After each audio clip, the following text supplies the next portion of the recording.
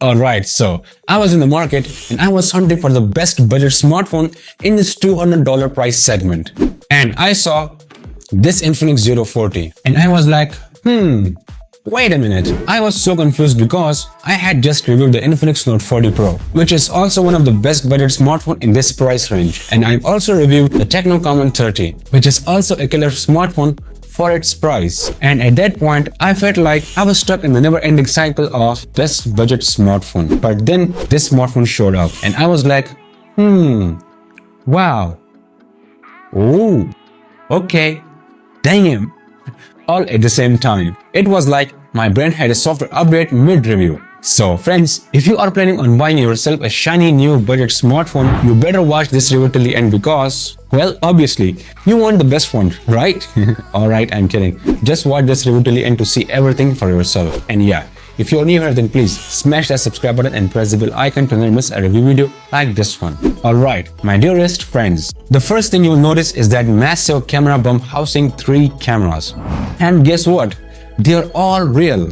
Yeah, no fake AI cameras here just to flex. I mean, yeah, how many times you have seen those phones with one actual camera and 2 useless circles just for decoration?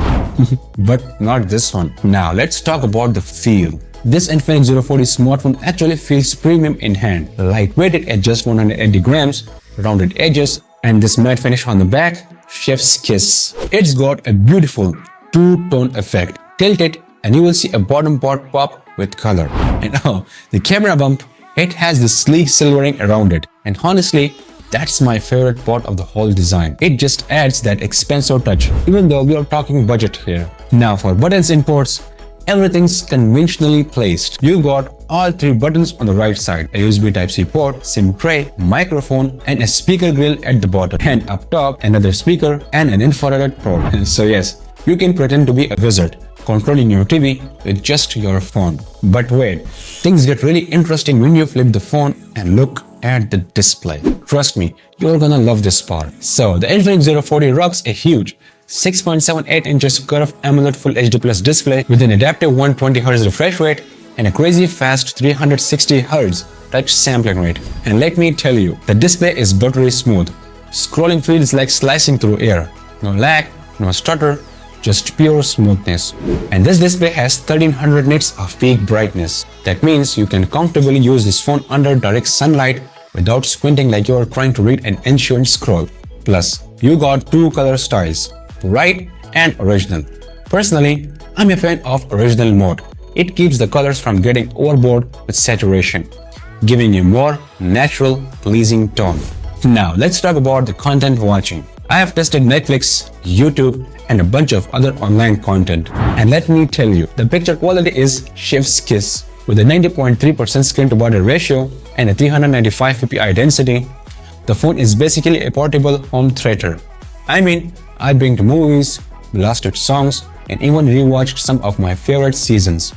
And the experience, just amazing. And guess what? The experience gets even better because this phone packs dual speakers tuned by JBL. And friends, these speakers slap for the price. The sound is loud, clear, and actually has some depth.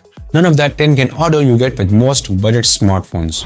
But yeah, don't just take my word for it. Listen for yourself.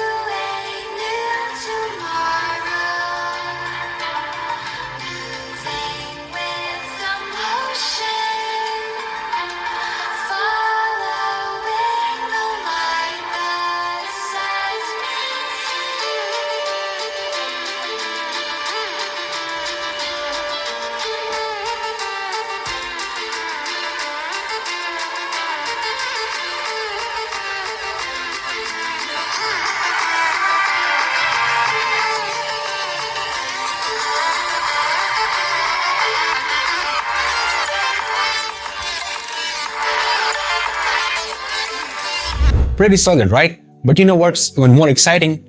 The performance. At the heart of this Infinix Zero 40 lies the brand new MediaTek Helio G100 chipset, a fresh face in this budget segment. It's paired with 8GB of LPDDR4X RAM and 256GB of UFS 2.2 storage. Now, for everyday use, social media scrolling, web browsing, watching content, you're golden. No lag, no stutter, just pure speed. I mean, using this phone feels like having the flash in your pocket. Zoom zoom. But hold on here. Here's come the plot twist. You might think that Helio G100 is a major upgrade, but surprise, it's not. It's basically the same as a Helio G99 Ultimate. So yeah, if you're already using a smartphone with Helio G99 chipset, then don't expect any groundbreaking differences in performance. It's like upgrading from large fries, extra large fries. Nice, but still fries. Alright, now let's talk gaming. This one can handle games at smooth graphics. Call of Duty Mobile and PUBG Mobile, well, they are playable, but don't expect buttery smooth 60 FPS gameplay. However, Asphalt 9 and Free Fire, yep, full 60 FPS fun.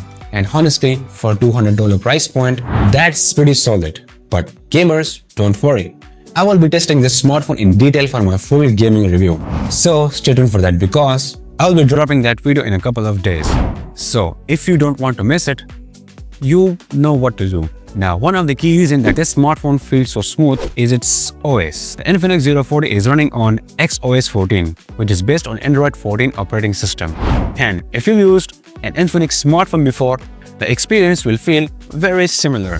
But, and that's a big but, this time Infinix has thrown in a few new goodies that were missing in the Infinix Note 40 Pro. First up, we've got the dynamic bar.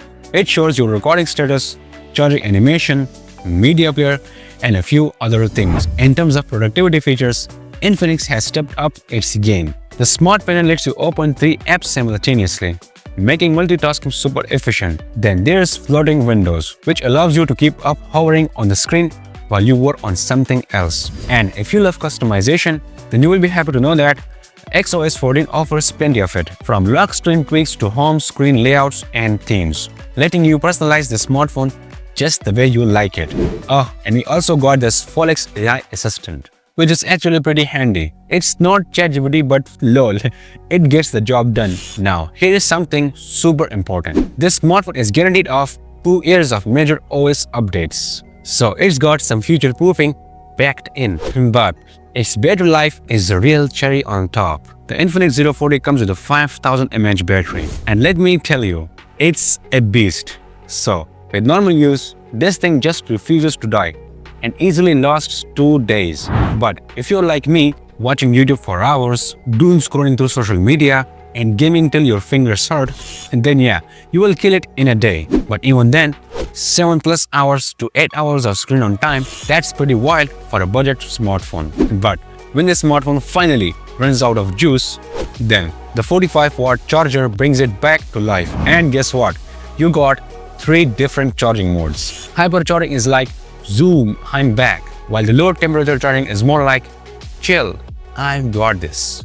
But I'd say go for smart charging. It's the perfect mix of fast and safe. Now friends, the cameras are the main reason that I picked up this smartphone. When I saw those 2 massive camera lenses at the back, I was like, ah, great. Another case of big cameras but tiny results. And then, boom, plot twist. These cameras actually deliver. I mean, I wasn't expecting much, but man, the image quality is chef's kiss. The dynamic range, absolute good. The noise, almost non-existent. And get this ultra-wide camera is also 50 megapixel. Yeah, Infinix really went let flex on him with that one. It's rocking a 14mm focal length with an aperture of f2.0, which means it pulls in more light and handles daylight shots like a champ. The details are crisp and the colors vibrant but not too oversaturated. Now let's talk selfies because, let's be real, that's what half of you care about. And wow, this phone actually nails it. I even took some shots directly against the sun because I'm a mess like that, just to see if the image processing would mess up. But nope, it handled exposure like a pro. Portrait mode, edge detection, blur, all top tier. Finally, a smartphone that doesn't give you a weird haircut in the bokeh mode. But here, where the things get a little interesting. Its video recording capabilities. And let's be honest, most budget smartphones struggles here. And yeah, this one is no exception. The video quality is good, but it won't turn you into a Hollywood director overnight. The stabilization is also decent, unless you decide to sprint like Usain Bolt while recording. So for casual videos, it's fine. But if you are trying to film the next Christopher Nolan movie on this thing, well, maybe not. Plus, I'm also working on the full detailed camera review of this Infinix Zero 40, where I will test its cameras to its limits and review its complete features. So for that, a sub to the channel will be as precious as its camera's dynamic range. Oh, and security on this Infinix Zero 40, it's got that covered with an in-display fingerprint scanner. And let me tell you, it's fast. Like I just touched and read, it's already locked fast. Even if your fingers are a little greasy from devouring a plate of biryani, it still works like a champ. And the placement, perfect, not too high. But the face unlock, oh man, this thing is on another level. I swear, it unlocks before I even finish lifting the phone. It's like the phone takes one look at me and says, oh yes, my master has arrived. And now for connectivity, the Infinix Zero 40 comes loaded with Wi-Fi 5, Bluetooth 5.2, NFC, and an even infrared port. And yes, it supports dual SIM. So if you got a business number and don't disturb me number, you're all set. Oh, and this USB Type-C Gen 2 port, that's a nice little flex. Now the price of the smartphone is around $200 in the market. So if you want a brand new one, it will cost $220 to $230 for the brand new one. So it's still a steal deal for what you are getting. And now, the $1,000,000 question you might ask comes up, which smartphone should we pick? By my friends, that brings me to my final verdict. So my dear friends, at just $200, this is hands down the best budget smartphone in this price range. And trust me, I'm not just throwing words around. I've tested the Tecno Common 30 and the Infinix Note 40 Pro. And when it comes to the cameras, no one even come close to this bad boy. So if you're looking for the best budget smartphone, you can pick this one blindfolded.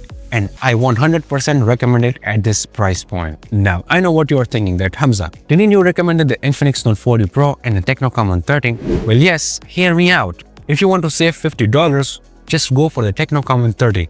Because apart from the cameras, there is no real difference between these two. But if you love premium looks, you want a leather back, faster charging, and a better stereo speakers, and don't mind sacrificing camera quality and battery life, then the Infinix Note 40 Pro is the one for you. So friends, that's all for this review. I hope you like this video, and if you do, then please subscribe to my channel and press the bell icon to never miss a review video like this one. And if you like this video, then please give it a thumbs up and leave your thoughts in the comment section. I would love to answer them. So my name is Hamza, this is Hates Tech, and see you in the next video. So if you want to watch the full review of the Tecno Common 30, then click the video right here. And if you want to watch the full review of the Infinix Note 40 Pro, then click the video right here. Thank you for watching.